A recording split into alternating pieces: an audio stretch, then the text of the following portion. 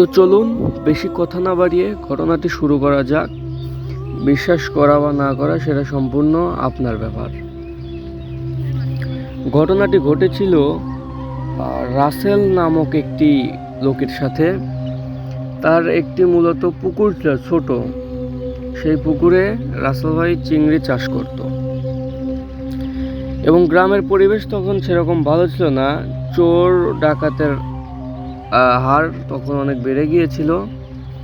তাই রাসেল ভাই ঠিক করলেন যে তার চিংড়ি মাছের পুকুরে 3টা লোক রাখবে, যেন পুকুর দেখে রাখতে পারে। যেই কথা সেই কাজ।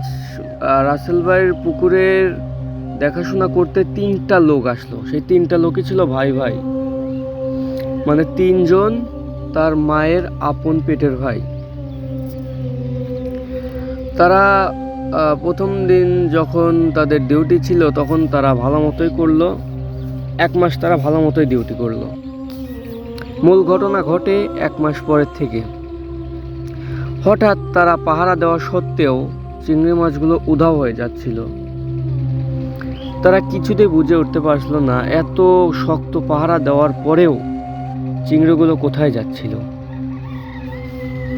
তখন তারা 3 ভাই ঠিক করে যে তারা আজ রাতে কঠিন পাহারা দেবে। তারা 3 ভাই 3টা লাইট নিয়ে পুকুরের চারিদিকে ছড়িয়ে পড়ে। এবং বলে রাখা ভালো যে পুকুরটি ছিল অনেক নিস্তব্ধ জায়গায়। সেই পুকুর নিয়ে অনেক ঘটনাও আছে, সে ওইগুলো বাদ দিলাম, ঘটনায় চলে যাই। তারা 3 ভাই তিন সাইড থেকে লাইট মারতে থাকলো।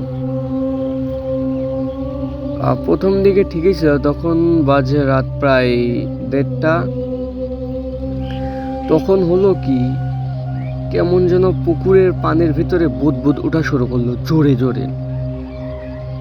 তো ছোট ভাই সেটি খেয়াল করে একটু এগিয়ে গেল, দেখলো কালো একটা অবয়ব যা চিংড়ি মাছগুলোকে ধরে ধরে সমানে খাচ্ছে।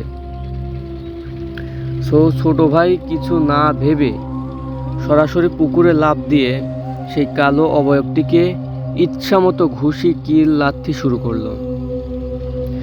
ঘুষত কিল লাথি শুরু করতে করতে তার মেজো ভাইকেও ডাক দিল। মেজো ভাই এসেও অনেক সময় ঘুষি কিল লাথি দেওয়া শুরু করলো। মেজো ভাই থেমে গেল, লাথি ঘুষি দেওয়া মারা থেমে গেল, উপরে চলে আসলো। ছোট ভাই এখনো মারতেইছে। তার বড় ভাই বলল যে তুমি চোরটাকে উপরে নিয়ে আসো, সকালবেলা রাসেল ভাইকে দেখাবো। সে কোনো কথাই শুনছে না, ইচ্ছা মতো মারধর করছে। হঠাৎ করে সেই কালো অবয়বটি তার ছোট ভাইকে একবারে ঝ্যাংটা টান দিয়ে পুকুরের নিচে নিয়ে গেল।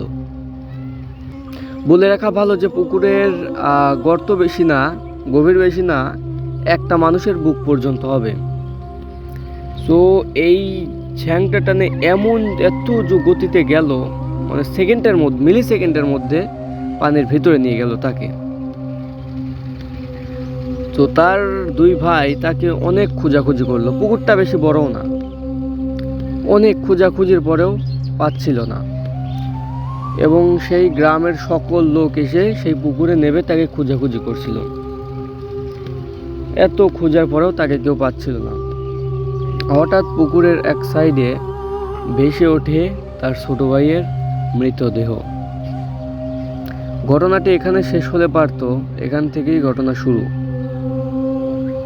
ছোট ভাইয়ের মৃত্যুর পরে তারা 2 ভাই কিছুতেই মেনে নিতে পারছিল না এবং তারা সেই পুকুরের চাকরি ছেড়ে দেয়। ছেড়ে দেওয়ার পরে তারা বাড়িতে এসে থাকতে লাগলো 2 ভাই। মেজো ভাই একদিন হঠাৎ রাত 12টার সময় তার অনেক জোরে টয়লেট পেয়েছিল। তার টয়লেটটি ছিল তার বাড়ি থেকে কিছুটা দূরে। সে টয়লেটে যাচ্ছিল, তখনই তার কেমন যেন শরীর ভার হতে লাগলো। এবং যখন টয়লেটে গেল, টয়লেট করতে করতে হঠাৎ করে তার গা শিউরে উঠল। আর ডিপ একটা আওয়াজ আসলো, বলল, তুই আমার ছোট ভাইকে মেরেছিস, তোকে আর কেউ বাঁচাইতে পারবো না। এই কথাটি শোনার পরে মেজো ভাই অনেক ভয় পেয়ে গেল। হঠাৎ করে একটা বিশাল একটা অবয়ব, সাদা বর্ণের, অনেক বড়, একটা মানুষের থেকে তুলনামূলকভাবে অনেক বড়, প্রায় 30 ফিট হবে, তার মেজো ভাইকে তুলে ইচ্ছা মতো আছাড় দিচ্ছে। আছাড় দিতে দিতে একসময় টয়লেটের যে পাট বলি আমরা, যেখানে মলমূত্র এক হয়ে থাকে, ওইখানে ঢেল মারলো, তুলে আছাড় মারলো, সে পাট ভেঙে টয়লেটের ভিতরে পড়ে গেল। পড়ার পরে অনেক চিৎকার চেঁচামেচি বাইরে শোনার ফলে তার বাবা বাইরে এসে দেখলো যে এই অবস্থা। তাকে ভিতরে নিয়ে গেল। তার মেজো ভাই তাকে সব ঘটনা খুলে বলল। তার বাবা বলল যে এটা কোনো জিন হতে পারে।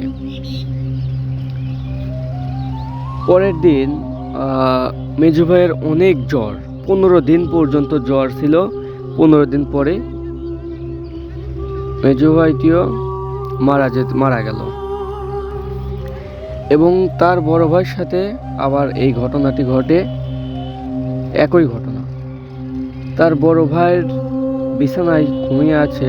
তার বড় ভাই অনুভব করলো যে কেমন যেন শীতল, আর হঠাৎ করে তার বাইরে যাওয়া প্রয়োজন হলো। তার অনেক জোরে টয়লেট পেয়েছিল। সেই ঘটনা মনে করে ভয় করতে থাকলো বা অনেক ভীত হয়ে লাগলো। তখন তাকে যেতেই হবে, বাইরে গেল। যাওয়ার ফলে হঠাৎ করে দরজাটি ভিতর থেকে বন্ধ হয়ে গেল। সে আর দরজার ভিতরে বা বাড়ির ভিতরে প্রবেশ করতে পারলো না। সেই একই রকম একটি আওয়াজ, যে তোর 2 ভাইকে শেষ করেছি, এবার তোকে কে বাঁচাবে?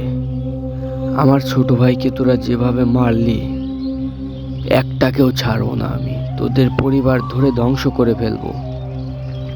কথাটি শোনার পর বড় ভাইটি অনেক ঘাবড়ে যায় এবং সেই অবয়বটি আবার তার সামনে আসে। বিশাল আকৃতির অবয়ব, প্রায় 30 ফিটের মতো হবে। তাকেও তুলে অনেক ইচ্ছা মতো লাথি আছাড় মারতে শুরু করলো।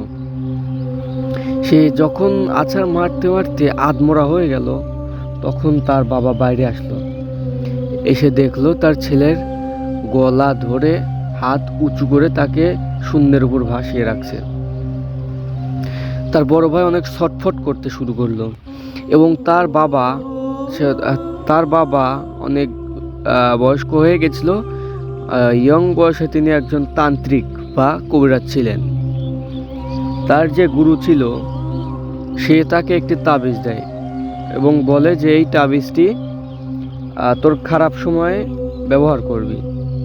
সে বেশি ভাবনা চিন্তা না করে সেই তাবিজটি অবয়বের গায়ের উপরে ঢিল মেরে দিল এবং সঙ্গে সঙ্গে অবয়ব পুড়ে যেতে লাগলো। আর বলল যে তুই আমাকে মেরে ফেললি, তুইও বাঁচতে পারবি না।